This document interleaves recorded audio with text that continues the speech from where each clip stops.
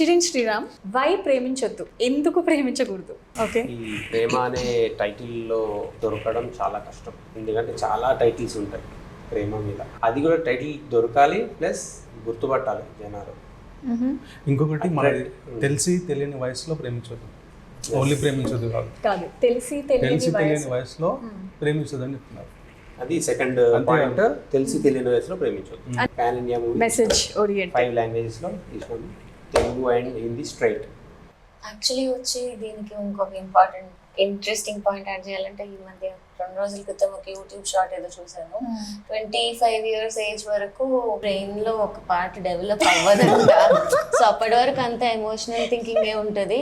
దాని తర్వాతే యాక్చువల్లీ మనకి ఏది మంచిది అనే డెసిషన్ తీసుకునే కెపాసిటీ వస్తుంది.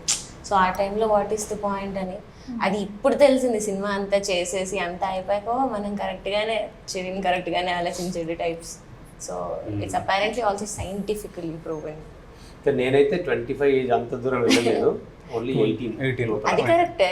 అసలు అప్పుడు అంత దూరంకే అలా అనుకుంటే అసలు తెలియని వయసులో అయితే అసలు వేస్ట్ అని. అసలు వేస్ట్. ఎవరు no parent wants their children to fall in love అని నేను అనుకుంటున్నా. అంటే అట్ దట్ ఏజ్ ఎవరికి అది సినిమాలో చూడడానికి బాగుంటది, బట్ ఎవరికైనా పేరెంట్స్ కి నచ్చదు.